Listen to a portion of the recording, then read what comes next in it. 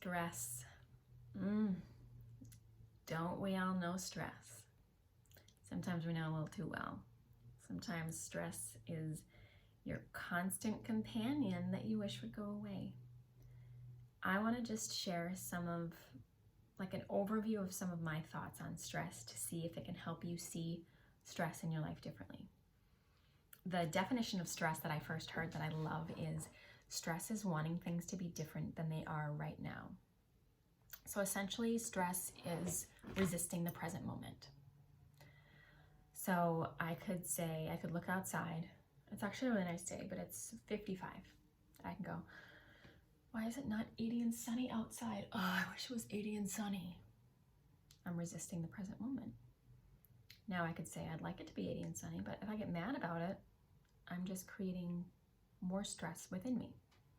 There's a neighbor out right now, weed whipping, trimming his lawn. I can go, oh, I'm trying to make a video. Can't believe he's doing that. Or I could just accept that that's what's happening right now. And acceptance doesn't mean that we like what's happening. It doesn't mean that we agree with it or condone it. It means that we're just not gonna resist it. I'm gonna choose peace as opposed to getting upset. It is what it is. And not it is what it is, but more like, this is what it is. And I'm recognizing that as opposed to being upset that things are not going exactly the way that I would prefer them to be. It's not 80 and sunny. We can't take our boat out. The lake isn't warm. Sun's shining though. It's a gorgeous day. It's a great day for a walk. Also, is it the event that causes you stress? Or is it your thoughts about the event that cause you stress? Hint, it's not the event. For example, we can look at any election in the United States and we could say, you get a portion of the population that says, this is a great outcome. This is exactly what we wanted. We're so happy. They're happy. Or you get a portion of the population that says, this is the worst now. This is going to happen. This is going to happen. And I can't believe this. Oh my God. Oh no. Oh no. One portion is stressed. One portion is content. Happy. So is it the event? It's our interpretation of the event. And more than that, it's our fear. It's our fear voice. And it takes us out of the present moment. That voice in your head that says, this is bad. It judges it as bad, and it tells us we need to feel bad. We need to feel fear. And it takes us out of the present moment. But that's where the peace is. We have peace in the present moment. And in the actual present moment, we're okay. I want it to be sunny and 80 and gorgeous, and I want to wear a bikini and be out on the lake.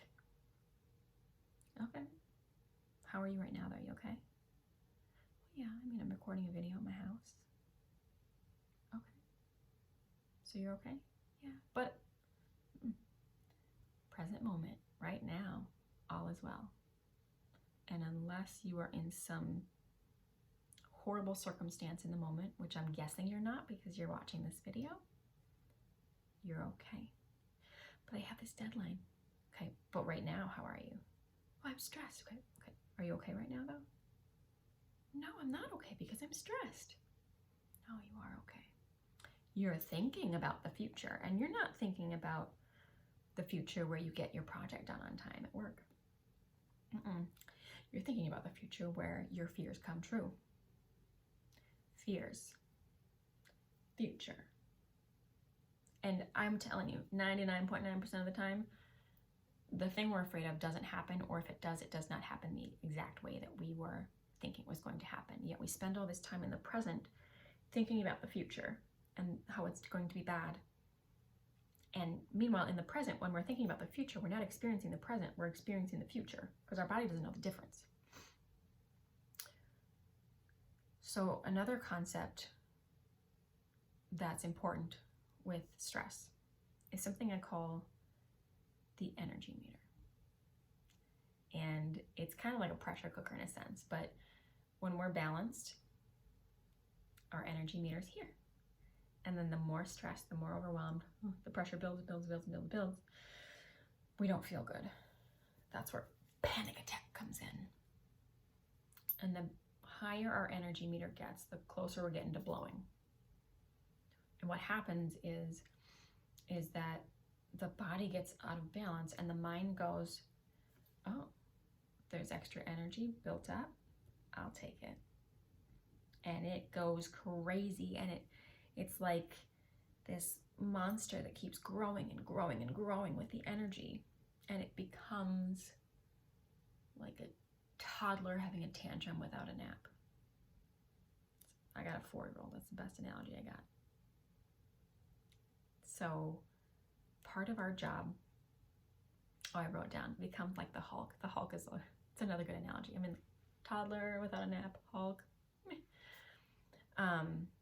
Regardless, it becomes extremely difficult to reason with. You come in with logic and you're like, well, but this, and this, and the voice is like, but we need to freak out because this is going to happen and we can't let this happen. And you're going, well, but it's actually not really that, you're looking at it this way, but it's not. And the voice is like, you're not listening because it's growing, right? So part of our work is to be proactive with that energy meter and keeping it balanced. What keeps it balanced for me personally, being outside, exercising my body, and having balance in my life. So if I work too much, if I don't have enough structure, it's like that perfect balance for me. Being in nature, having quiet time. I tend to be more on the side of the introvert spectrum, so quiet time is good for me. But those are proactive ways to keep your energy meter down. But what you can also do is when it gets up, you recognize it and you stop. And you do what you need to do to get it to go down again so that you're not here and then stressed and adding, right? Or recognize, okay, I'm gonna stop, I'm gonna pause, I'm gonna do what I need to do to get down here. Maybe that is going for a walk. Maybe it's talking to a friend, meditating, just taking a break and breathing. Whatever works for you. But the goal is to not let that energy meter get so high, because the mind takes it and goes, finally fuel, and it becomes the Hulk, and it's this unreasonable thing. And because sometimes we don't know the difference between ourselves and the mind, then we become like the Hulk and we freak out. And that doesn't feel good, and that's not good for our relationships. We feel imbalanced and we feel more stressed. Which brings me to my next point. The voice in the head. You are not the voice in your head. You are not the voice in your head. The voice in the head is peaceful, loving, forgiving, understanding, kind, respectful, happy for people when they do well. The mind is jealous, fearful, judgmental, petty. So when my body dies, I am not going to go to heaven or wherever we go still being judgmental. That is a part of me that's attached to my mind. Kind of the humanness of it is not my spirit. So I am not the voice in my head. But when I think I am, that doesn't go well. When I think that I'm selfish, when I think that I'm judgmental, I don't feel good. But this voice in our head has its origins in childhood and is created out of a space to keep us safe. It's created from the past. It looks at the future and finds potential ways that we might be hurt again or feel bad, and it helps us avoid those, often to our detriment. We stay safe, we self-sabotage, we think we want something, we go for it, we don't get it, we go, oh, yeah, this always happens. Negative thinking. And so it gets created from the past projects fear into the future. It's not in the present. The voice does not exist in the present. But when we spend time in the present, then we experience the truth in the reality, right? Because the voice gets created in the past. Its memories, its feelings are related to the past, not the present. So what we do is we separate ourselves from the voice. We go, oh, the voice is afraid of not getting this project done and feeling worthless. Oh, the voice thinks that this person's going to cheat on us like the other person cheated on us. Oh, the voice thinks that we're going to be alone forever. Oh, the voice is afraid that nobody's going to buy the thing we're selling. And instead of, telling the voice to shut up, well, I'm just going to meditate it away. It's going to go away. Or, the voice is emotional and we meet it with logic. If it doesn't intersect, we got to do deeper work and we got to go, all right, voice, what are you afraid of? Pull up a chair. Sit over here. I got time. Let's sit. Let's talk. And you work with it. You don't shut it up. You work with it. You go, all right, what are you afraid of? Okay.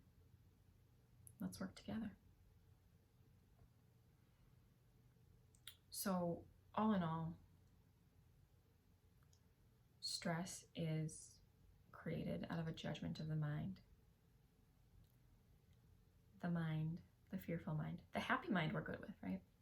The fearful mind is essentially our inner child. And it's telling us how to feel and what to do so that we don't re-experience the past. It's up to us to take the driver's seat and go, honey, you're just a kid. You don't have to worry about that stuff. I got it. I'm a grown up. I got us. You can't do that if you think you're the mind. Also, we can only work with the mind so much if our body's off balance. If you just chugged Mountain Dew and ate a bunch of pixie sticks, your body's going to be off balance and the mind is going to react. So it's not this eat healthy, exercise to live a balanced life. It's like, if you want that mind to be quiet, you got to keep that energy meter down. That's literally why I exercise. Just because I feel more sane, because the voice in my head is quieter. Okay, so our thoughts, our judgments about events create the stress, not the events themselves. When our body is balanced, the mind is quieter. When it's not, the mind is louder. And the mind is what contributes to the stress. And the mind is born out of unhealed experiences from the past. So when we work with the mind, we go, okay, what's really going on here? And we dig deep and we heal. We focus on staying present. Okay, what's happening right now? I'm afraid that the person's going to cheat on me, or I'm afraid I'm going to lose my job. Okay, do we have any evidence in the present moment that you're at risk of losing your job? No, but the last time it came out of nowhere. Okay, well, let's look at how the last time and this time look similar, look different. Like, let's work through this. I will spend as much time as you need working through this, okay? But we're not just going to immediately be afraid for no reason. I also want to give you an exercise to help you ground yourself in the present. So I gave you a lot of info. Now I want you to find a space. And if you're listening to this while you're driving or you can't, then you can just replay it.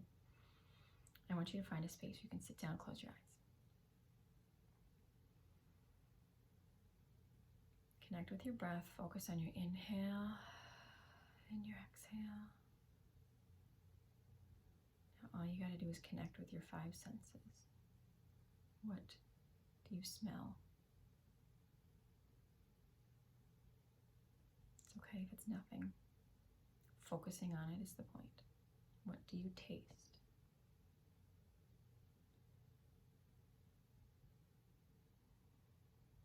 What do you feel? Do you feel your body move as you breathe? Feel the chair underneath you, clothing on your skin. What do you hear?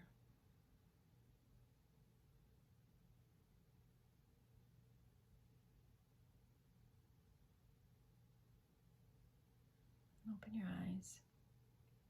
What do you see?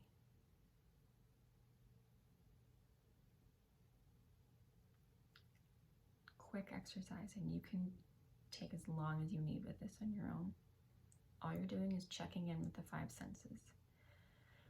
Your senses pick up information from the present moment, and that helps you become more present.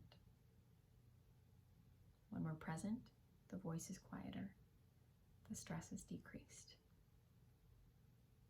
Practice this stuff, notice, tweak, figure out what works for you. Figure out what makes the voice quieter, what makes the voice louder. It's different for everybody. The goal is to keep the voice quiet so that you can be present and respond in the present moment. And when you're present and you focus on right now, you don't have to worry about the future. The future is okay for planning. You can think about the future if you want to plan your flight or your hotel or what you're going to buy for groceries so you can make dinner this week. But you don't need to worry. No purpose. When you cross the line of worrying, that's where you go, okay, present moment, right now, right here. What's going on? What do I see? What do I hear? What do I smell? What do I taste? What do I feel? Enjoy. If you want more detail, more depth, my course is available, and it's phenomenal. It goes into much more depth in each of these. If you got enough from today in this video, fantastic. Either way, I hope you learned something new and something that you can apply to your life to help ease your stress.